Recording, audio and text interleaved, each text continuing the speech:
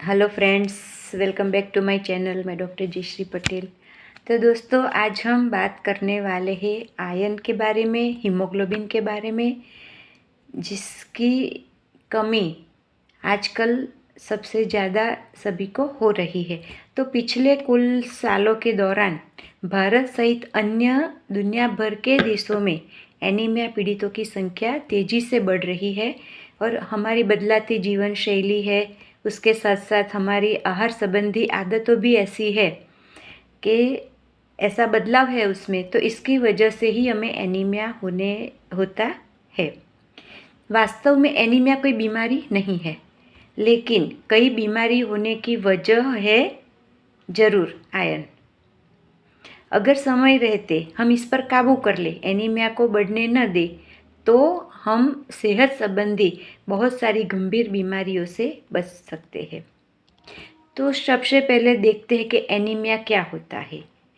तो हमारे शरीर में हेल्दी और फिट रखने के लिए जो अन्य पोषक तत्व होते हैं, जैसे कि मिनरल्स है, विटामिन्स है, प्रोटीन है, कार्बोहाइड्रेट्स है, उसके साथ साथ हमारे आयरन की भी बहुत ही ज़रूरत होती है। अगर आयरन हमारे शरीर में क्या करता है, तो जो हमारे शरीर में खून में लाल कोशिका होती है, उसका निर्माण आयरन करता है। और ये लाल कोशिका क्या करती है, तो ये हमारे शरीर में हीमोग्लोबिन को बनाने का काम करता है। तो अगर आयरन की कमी होगी तो लाल कोशिका नहीं बनेगी, और लाल कोशिका नहीं बनेगी तो हीमोग्लोबिन हमारे शरीर में कम हो जाएगा। तो ये वजह है हीमोग्लोबिन की कमी, आयरन की कमी हमारे शरीर में बहुत सारी ऐसी बीमारियों को पैदा कर सकती है, और बहुत सारे हमें समस्याओं का सामना करना पड़ता है। तो हीमोग्लोबिन हमारे शरीर में क्या काम करता है, तो हमारे जो फेफड़ा है, हम जो फेफड़े में ऑक्सीजन लेते हैं, उसको हमारे रक्त में, ब्लड में ऑक्सीजन पहुंचाने का काम करता है हीमोग्लोबिन। इसीलिए अगर आयरन की कमी होगी तो हीमोग्लोबिन की कमी हो जाएगी, और हीमोग्लोबिन की कमी होगी तो उसकी वजह से हमारे शरीर में ऑक्सीजन पूर्ति मात्रा में नहीं पहुंचता, हमारे शरीर के पूरे सेल तक ऑक्सीजन अच्छी मात्रा में नहीं पहुंचता। तो शरीर के सभी अंगों को समस्या हो सकती है, हमारी स्किन भी डैमेज हो सकती है, स्किन का भी प्रॉब्लम हो सकता है, हेयर का प्रॉब्लम हो सकता है। तो हीमोग्लोबिन की कमी बहुत सारी बीमारी को जन्म दे सकती है। तो अगर शरीर में हीमोग्लोबिन कम होगा, आयरन कम होगा, तो हमें क्या क्या लक्षण होते हैं, तो हमें थकान लगती है, थोड़ा भी काम करते हैं तो हम थक जाते हैं, शरीर में कमजोरी आ जाती है, हमारी त्वचा जो नेचुरल वाइट पिंकिश होनी चाहिए तो वो पीली पड़ जाती है।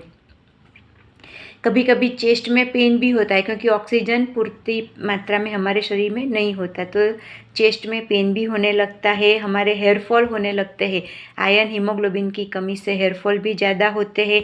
हमारे पाँव के तलिए हैं वो ठंडे हो जाते हैं, और हमें लगातार सिर में दर्द रहता है, सर हमारा भारी भारी रहता है, शरीर में का टेम्परेचर लो हो जाता है, जो 98 डिग्री हमारा होना चाहिए बॉडी टेम्परेचर, तो उससे कम हो जाता है।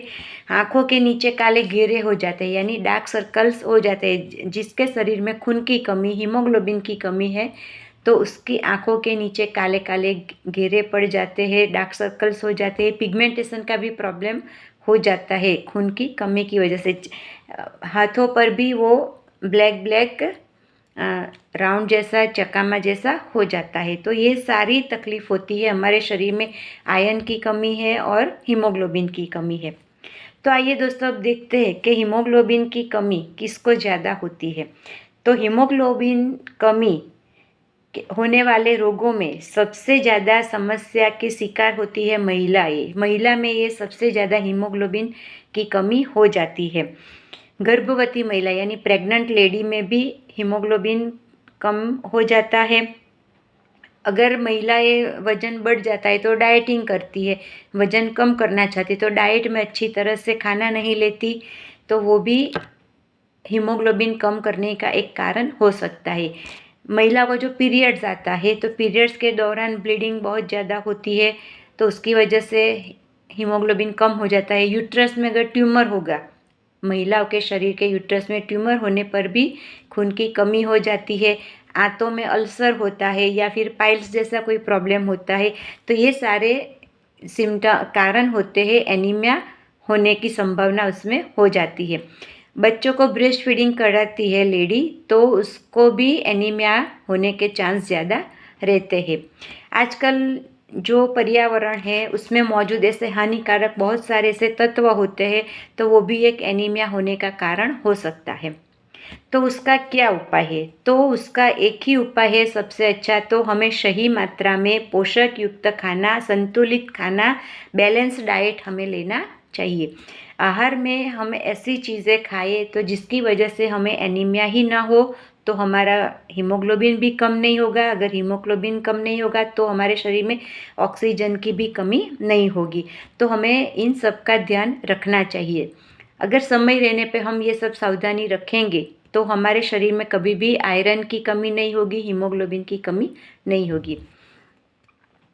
तो आयरन यानी लोह तत्व बोलते हैं, तो वो हमें किस चीज़ में से मिलता है?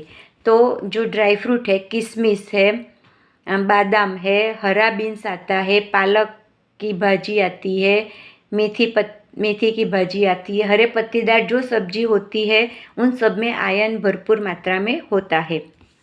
केला है, बैंगन है, उसमें भी आयरन की बहुत ही अच्छी मात्रा होती है। आयरन युक्त डाइट हम लेते हैं तो ये तभी ही हमें उतना फ़ायदा दे सकता है जब उसके साथ हम विटामिन सी लेते हैं। विटामिन सी और आयरन दोनों को हम एक साथ ही लेना चाहिए, तो ही हमारे जो आयरन लेने का फ़ायदा हमें मिलता है वो मिलेगा। तो विटामिन सी हमें किस में से मिलता है? तो ऑरेंज है, अमरूद है, आंवला है, नींबू है, इनमें से हमें विटामिन सी मिलता है। तो आयरन हम लेते हैं, सब्जियों लेते हैं, ड्राई फ्रूट लेते हैं, तो साथ साथ हमें विटामिन सी भी आयरन के साथ हमें लेना चाहिए। अगर विटामिन सी और आयरन का सप्लीमेंट हमें डॉक्टर की सलाह के बिना नहीं लेना चाहिए, क्योंकि आप सब जानते हो कि कोई भी चीज़ अगर सही मात्रा में होगी हमारे शरीर में तो ही वो हमें फ़ायदा करती है। अगर उसकी मात्रा कम हो जाती है तो भी हमें कोई ना कोई बीमारी हो जाती है। अगर उसकी मात्रा उसकी नॉर्मल वैल्यू से बढ़ जाती है तो भी हमें कोई ना कोई बीमारी हो जाती है।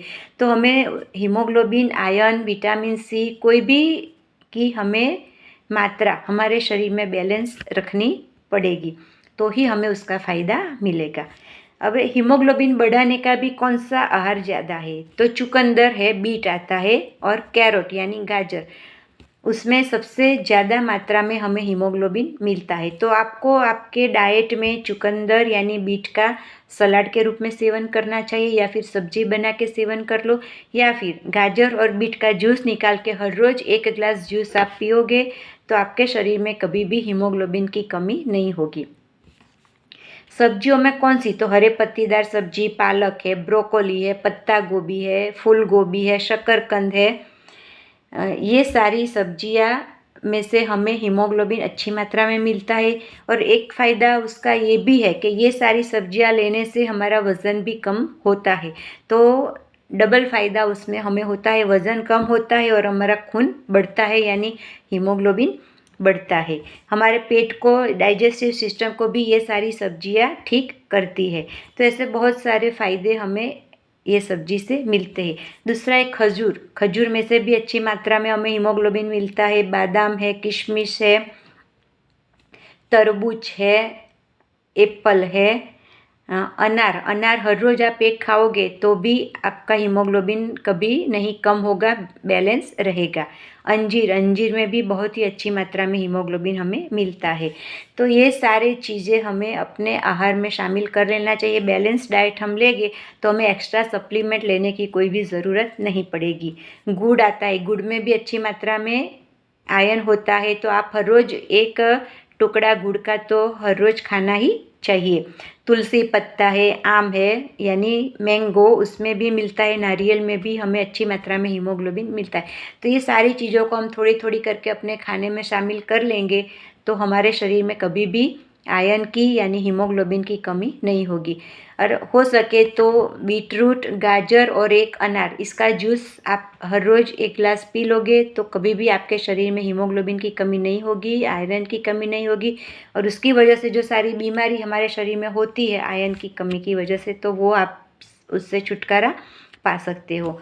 आपका हेयर फॉल का प्रॉब्लम होता है वो भी कम हो जाता है। डार्क सर्कल्स का है, पिगमेंटेशन, इन सब का प्रॉब्लम आपका ख़त्म हो जाएगा, आप उससे निजात पा सकते हो। तो आशा रखती हूँ कि आप आज से ही ये सब शुरू कर देंगे, अपने डाइट में शामिल कर देंगे। तो अगर अब नेचुरल भगवान हमने दिया है तो हमें वही खाना चाहिए, ज़रूरत पड़ने पर ही हमें सप्लीमेंट का यूज़ करना चाहिए। तो हो सके तो नेचुरल तरीके से ही हम अपने शरीर में हीमोग्लोबिन बढ़ाने का ट्राई करेंगे। तो आप सब ये लोग ट्राई करना और फिर क्या रिज़ल्ट मिलता है वो आप मुझे कमेंट बॉक्स में लिख सकते हो। तो आशा रखती हूँ कि मेरा ये वीडियो आपको पसंद आया होगा। पसंद आएगा तो एक लाइक ज़रूर कर देना, और अभी तक आपने मेरा चैनल सब्सक्राइब नहीं किया तो प्लीज़ सब्सक्राइब कर दीजिए। तो मिलते हैं अगले वीडियो में, तब तक स्टे हेल्दी, स्टे हैप्पी।